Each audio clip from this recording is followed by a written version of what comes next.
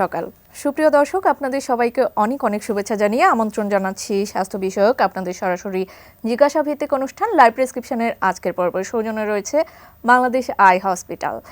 আপনাদের সাথে আছে আমি ডাক্তার ফাতিহা শাফি, আর থাকছি অনুষ্ঠানের পুরোটা সময় জুড়ে। দর্শক, আজ আমরা অনুষ্ঠানের বিষয়বস্তু চূড়ান্ত করেছি বয়স্কদের চোখের সমস্যা। এ বিষয়ে আপনার প্রশ্ন ও মতামত জানান 0241010469 এই নম্বরে। বয়স্কদের চোখের সমস্যা নিয়ে কথা বলার জন্য আমাদের সাথে আছেন বিশেষজ্ঞ একজন চিকিৎসক। আজ আমাদের সাথে অতিথি হিসেবে আছেন ডাক্তার শাহনুর হাসান, সহযোগী অধ্যাপক, চক্ষু বিজ্ঞান বিভাগ, বিএসএমএমইউ, রেটিনা বিশেষজ্ঞ, Bangladesh eye hospital, Dhanmondi. Sir, আমন্ত্রণ আমাদের এটিএন নিউজের স্টুডিওতে। ধন্যবাদ স্যার, আজকে আমরা বয়স্কদের চোখের সমস্যা নিয়ে কথা বলতে যাব। আমরা জানি যে বয়সের সাথে সাথে আসলে চোখে নানা রকমের সমস্যাই দেখা দিয়ে থাকে। কি কি সমস্যা হতে পারে সেই বিষয়ে প্রথমে জানবো। বয়স্কদের চোখের বিভিন্ন ধরনের সমস্যা হয়, তবে সবথেকে কমন যে সমস্যা নিয়ে আমরা সবাই ফেস করি সেটা হচ্ছে বয়সজনিত চোখের ছানি, যেটাকে আমরা বলি ইংলিশে এজ রিলেটেড ক্যাটারাক্ট। এই ছানি সমস্যা নিয়ে বেশিরভাগ বয়স্ক মানুষ আমাদের কাছে আসে। এছাড়াও বয়স্কদের ডায়াবেটিস থাকে এবং ডায়াবেটিস জনিত চোখের বিভিন্ন সমস্যা হতে পারে। তার মধ্যে ডায়াবেটিক রেটিনোপ্যাথি বা ডায়াবেটিক জনিত রেটিনার সমস্যাটাই প্রধান।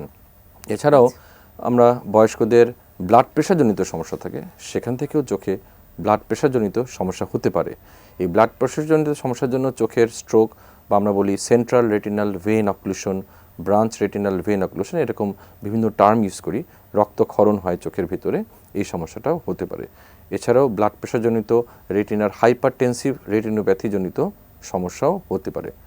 বয়স্কদের বয়সের কারণে আরেকটা সমস্যা হয়, যেটা বিশেষ করে রেটিনা বা চোখের পেছনের নার্ভের অংশে হয়, সেটা হচ্ছে এজ রিলেটেড ম্যাকুলার ডিজেনারেশন। অর্থাৎ আমরা বাংলায় যদি বলি বয়স্কদের রেটিনা জনিত বয়সজনিত সমস্যা। এছাড়াও কমন একটা সমস্যা আমরা এখন পেয়ে থাকি, সেটা হচ্ছে ড্রাই আই বা শুষ্ক চোখ। বয়স্কদের চোখ শুকনো থাকে, খুব কড়কড় করে, অনেকে বলে টায়ার্ড লাগে। বিশেষ করে এখন শুধু ইয়াং জেনারেশন না, বয়স্করাও কিন্তু ডিভাইস ইউজ করছেন। তারপর তাদের অনেকে ধর্মীয় বই পড়া লাগে, অনেকক্ষণ ধরে কাজও করছেন। এখন সবাই প্রোঅ্যাক্টিভ, বয়স্করাও অ্যাক্টিভ।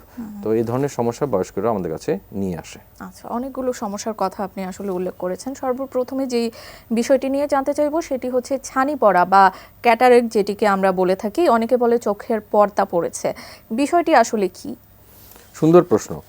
আমরা ছানি বা চোখের পর্দা যেটা বলি, যেটা নিয়ে সবাই আমরা জানি, সেটা হচ্ছে বয়সের কারণেই কিন্তু অনেক সময় ছানি পড়ে। অনেকে ভাবে ছানি আলাদা একটা রোগ। হ্যাঁ, একটা রোগ বটে, কিন্তু আমাদের যেমন চুল পেকে যায় বা বয়স হলে দাড়ি পেকে যায়, তেমনি কিন্তু বয়স হলে একটু ছানি পড়ে কম বেশি। কিন্তু এই ছানিটা যদি আপনার দৈনন্দিন কাজে ব্যাঘাত ঘটায়, তখনই আমরা কিন্তু ছানির ক্ষেত্রে বলি যে আপনার ছানি পড়েছে, ছানি পেকে গিয়েছে বা ছানির জন্য দেখতে পাচ্ছেন না, এবং তখনই কিন্তু বয়স্করা আমাদের কাছে আসেন। এবং সেক্ষেত্রে আমরা ছানির যে চিকিৎসাটা বলে থাকি, প্রাইমারিলি এটা কোনো ওষুধ বা ড্রপ দিয়ে ভালো হয় না। এই ছানিটা আসলে অপারেশনই করা লাগে, সার্জারি এটার আসলে মেইন ফোকাস হয়ে থাকে। আপনি যেরকমটা বললেন যে বয়স্কদের ক্ষেত্রে শুধু চোখের ছানি পড়ে থাকে, একটু প্রসঙ্গ থেকে বের হয়ে জানতে চাইবো যে যারা ইয়ং জেনারেশন আছেন বা যারা তরুণ আছেন, তাদের ক্ষেত্রেও কি ছানি পড়ার কোনো পসিবিলিটিস আছে কিনা? খুব সুন্দর প্রশ্ন করেছেন। আসলে ইয়াংদেরও ছানি পড়তে পারে। ছানি পড়ার বিভিন্ন কারণ আছে। আমি যদি একটু ধরে ধরে বলি, একেবারে শিশু অবস্থায়ও কিন্তু ছানি পড়তে পারে, যেটাকে আমরা বলি জন্মগত ছানি। এছাড়াও আঘাতজনিত কারণেও কিন্তু চোখে ছানি পড়তে পারে। ডায়াবেটিস থাকলে, অনেক ইয়াং বয়স থেকে ডায়াবেটিস থাকে, সে কারণেও কিন্তু ছানি পড়তে পারে। আবার চোখের কিছু প্রদাহ বা অসুখ আছে, সেখান থেকেও চোখে ছানি পড়তে পারে। আর বয়স হলে তো ছানি পড়ার প্রবণতা বেড়েই যায়। সো বিভিন্ন কারণে কিন্তু ছানি পড়তে পারে। যেরকমটা বলছিলেন যে ছানির একমাত্র প্রতিকার হচ্ছে বা ট্রিটমেন্ট হচ্ছে সেটিকে সার্জারি করা বা অপারেশন করা। কী কী ভ্যারিয়েশন থাকতে পারে, বা লেন্সের ক্ষেত্রেও অনেকে অনেক কনফিউশনে থাকে, সেক্ষেত্রে কী বলবেন? হ্যাঁ, এটা একটা খুবই গুরুত্বপূর্ণ প্রশ্ন। কারণ আমাদের কাছে যখন আসে, আমরা যখন ছানি অপারেশনের কথা বলি, তখন কিন্তু লেন্সের প্রসঙ্গটা চলে আসে এবং কিভাবে কোন অপারেশন করলে ভালো হয় সেই প্রসঙ্গগুলো চলে আসে। আপনারা জেনে খুশি হবেন যে এখন বাংলাদেশে, সেটা সরকারি পর্যায়ে হোক আর বেসরকারি পর্যায়ে হোক, ছানির আধুনিক অপারেশন, যেটাকে আমরা বলি ফ্যাকো সার্জারি বা ফ্যাকো ইমালসিফিকেশন, বা অর্থাৎ মেশিনের মাধ্যমে যে অপারেশন, সেটাই হয়ে থাকে বেশিরভাগ জায়গাতে। এমনকি আমাদের সরকারি পর্যায়েও, বিভিন্ন ঢাকার বাইরেও বিভিন্ন শহর ও জেলাগুলোতেও এরকম অপারেশন রেগুলার হচ্ছে। সো এখন আমরা ইউজুয়ালি ফ্যাকো সার্জারি বা মেশিনের মাধ্যমে অপারেশনটা করে থাকি। এছাড়াও ছানি যদি বেশি পেকে যায় বা কিছু অপারেশন আছে মেশিন দিয়ে করা ঝুঁকিপূর্ণ থাকে, সেক্ষেত্রে আমরা গতানুগতিক যেভাবে করে ম্যানুয়ালি সার্জারি করা হতো আজ থেকে প্রায় 10-15 বছর আগে, সেই অপারেশনটাও কিন্তু এখনও পপুলার আছে, কারণ সেটি ব্যয়টা একটু কম পড়ে এবং মাস পপুলেশনের ক্ষেত্রে অনেক সময় আমরা ক্যাম্পে যে অপারেশনগুলো করি, বিনা খরচে যে অপারেশনগুলো করতে হয় অনেক সময়, সেক্ষেত্রে ওই অপারেশনগুলো করা হয়ে থাকে। তবে কম বেশি এখন মেশিনের মাধ্যমে অপারেশন হয় এবং আমাদের দেশে আপনারা জেনে খুশি হবেন যে চক্ষু বিশেষজ্ঞরা, এমনকি ইয়াং চক্ষু বিশেষজ্ঞরা খুব সুন্দর করে আমরা মেশিনের মাধ্যমে এই সেবাটা সর্বসাধারণকে দিতে পারছি। এখন আপনার দ্বিতীয় প্রশ্নে আসি যে কি ধরনের লেন্স, এটা খুবই গুরুত্বপূর্ণ একটা প্রশ্ন, কারণ লেন্স নিয়ে অনেক কথা ওঠে। স্যার, আমরা এই প্রশ্নে যাওয়ার আগে আমাদের একজন দর্শক আছেন, আমরা ফোনটি নিয়ে নিচ্ছি। নিশ্চয়ই। দর্শক, আসসালামু আলাইকুম, আপনার নাম বলে সরাসরি প্রশ্নটি করুন। ওয়ালাইকুম আসসালাম, আমার নাম আলমগীর, আমি ময়মনসিংহ থেকে বলছি। আমার বয়স 45, কিন্তু চোখে পানি আসে, একটু হাত দিলেই পানি আসে। ধন্যবাদ আলমগীর সাহেব, আপনি ময়মনসিংহ থেকে ফোন দিয়েছেন। আসলে চোখে পানি আসা তো একটা খুবই স্বাভাবিক সমস্যা, আপনি এটাতে ঘাবড়াবেন না। পানিটা যদি মাঝে মাঝে আসে, একেবারে সবসময় গড়গড়িয়ে না পড়ে, তাহলে আমরা চোখের একটা ড্রপ দিয়ে থাকি পানি পড়া কমানোর। আপনি আপনার নিকটবর্তী যে কোনো চক্ষু বিশেষজ্ঞকে দেখালেই সেটা আপনাকে তারা বলে দিতে পারবে।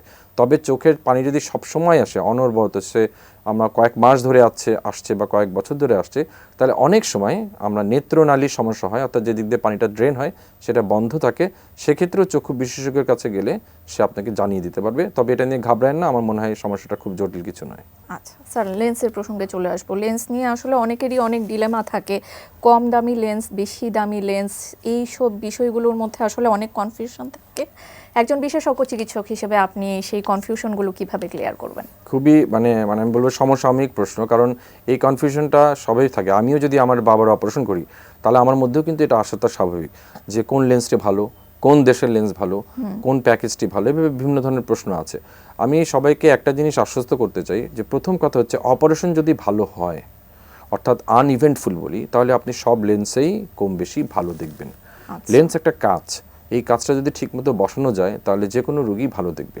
তবে হ্যাঁ, আমি রোগীদের বলি যে বিভিন্ন ধরনের লেন্স আছে, আপনি আপনার সামর্থ্য অনুযায়ী আপনার ডাক্তারের সাথে পরামর্শ করে যেটা আপনার জন্য উপযোগী, আপনার ডাক্তারের পরামর্শটা আগে শুনে নেবেন। সেই পরামর্শ শুনে আপনি ফ্যামিলিগতভাবে সিদ্ধান্ত নিয়ে লেন্সটা নিতে পারেন। তবে বিভিন্ন ধরনের লেন্সের মধ্যে সবথেকে পপুলার হচ্ছে মনোফোকাল লেন্স, অর্থাৎ আমরা ছানি অপারেশন করার পরে যে লেন্সটা দিই তাতে দূরে রোগী ভালো দেখে, কাছের জন্য একটা চশমা লাগে অল্প পাওয়ারের। সেটা যে কোনো 40 বছরের উপরে মানুষেরই, যেমন পেপার পড়তে চশমা লাগে, ওরকম একটা চশমা লাগে। এই লেন্সটাই সব থেকে বেশি পপুলার। কিন্তু কেউ যদি বলে যে না, আমি কাছের জন্য চশমা নেব না, সেক্ষেত্রে আমাদের অপশন আছে মাল্টিফোকাল লেন্স। মাল্টিফোকাল লেন্সটা একটু বেশি দামি লেন্স। আপনারা অনেক সময় শুনবেন যে একটা অনেক দামি লেন্স দিয়ে ছানি অপারেশন করা হয়েছে, অনেক সময় বিভ্রান্ত হয় যে এত খরচ হয় কিনা। সেক্ষেত্রে আমি বিভ্রান্তটা দূর করতে চাই আজকে আপনাদের মাধ্যমে যে এমন লেন্সও আছে যেগুলো অনেক দামি, লেন্সটার দামই বেশি, স্বাভাবিকভাবে প্যাকেজটাও বেশি থাকে।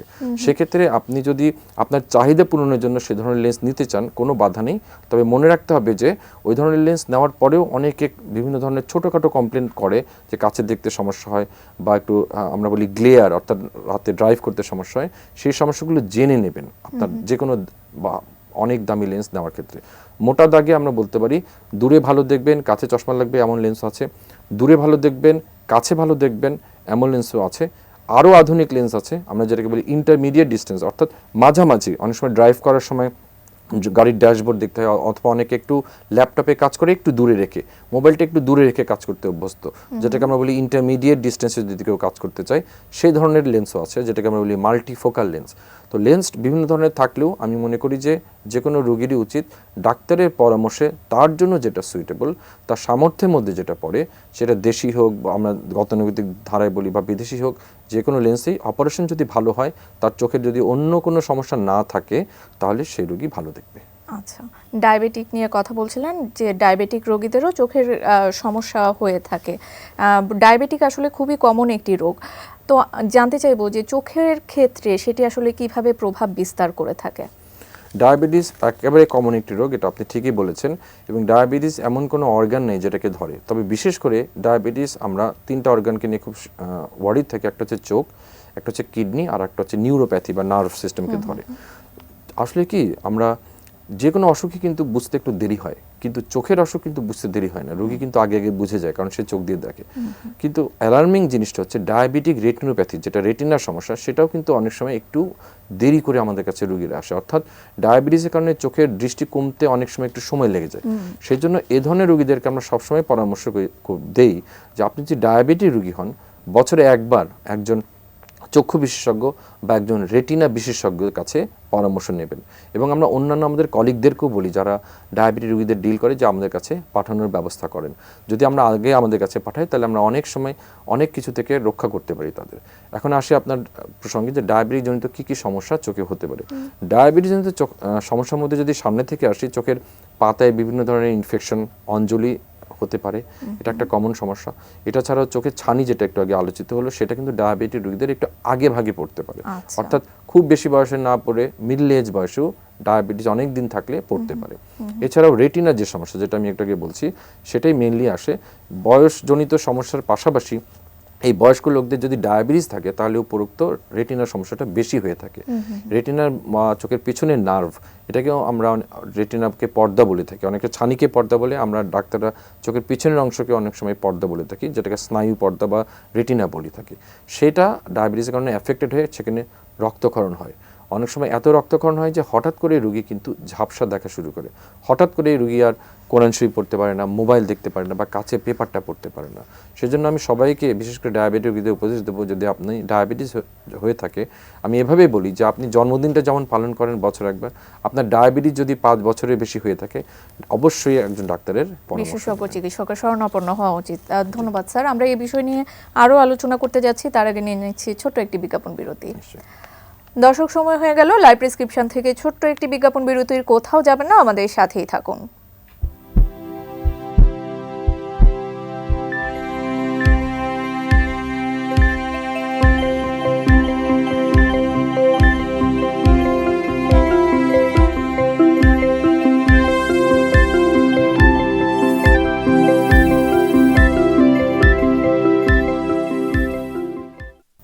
বিজ্ঞাপন বিরতির পর আবারও আমন্ত্রণ লাইভ প্রেসক্রিপশনে। সৌজন্য রয়েছে বাংলাদেশ আই হসপিটাল। আমরা কথা বলছিলাম বয়স্কদের চোখের সমস্যা নিয়ে, সাথে আছেন বিশেষজ্ঞ একজন চিকিৎসক। স্যার, বিজ্ঞাপন বিরতিতে যাবার আগে আমরা ডায়াবেটিক রোগীদের কি কি সমস্যা হতে পারে সেই বিষয়ে জানছিলাম। চিকিৎসা কি দিয়ে থাকেন আপনারা?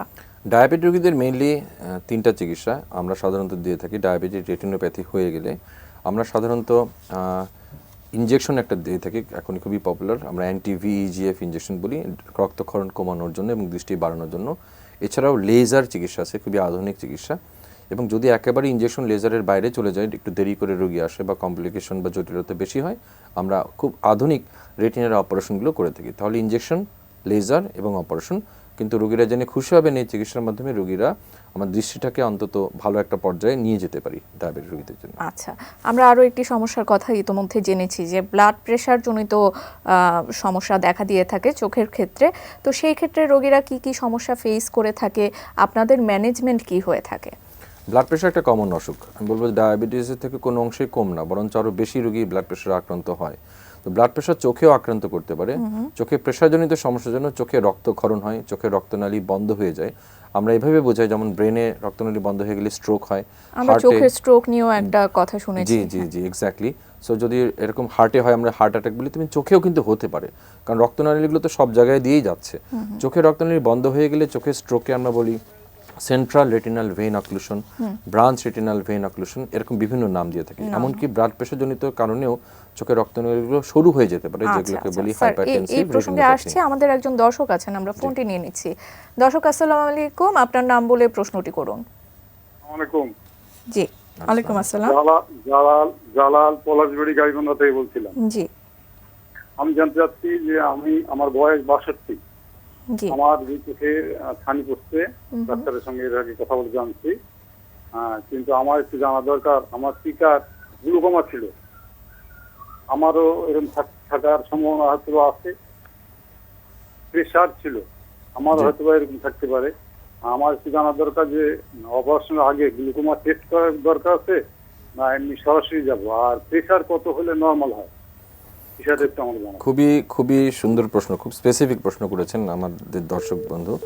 চোখের প্রেশার বা গ্লুকোমা একটা অসুখ যেখানে দৃষ্টি কমে যায়। হ্যাঁ, আপনার যদি বাবার গ্লোকোমা থাকে বা ফ্যামিলি কারো গ্লোকোমা থাকে, আবার আপনার অবশ্যই গ্লোকোমার চিকিৎসা সম্পর্কে জানতে হবে। আগের থেকেই চোখের ছানি থাকলেও গ্লোকোমার অসুখ আছে কিনা জেনে ছানি করতে হবে। উনি ঠিকই বলেছেন, আপনাকে যেতে হবে, গ্লোকোমা আপনার আছে কিনা আপনার ডাক্তার বলে দেবে, যিনি অপারেশন করবেন সেটা জেনে আপনাকে ছানি অপারেশনে যেতে হবে।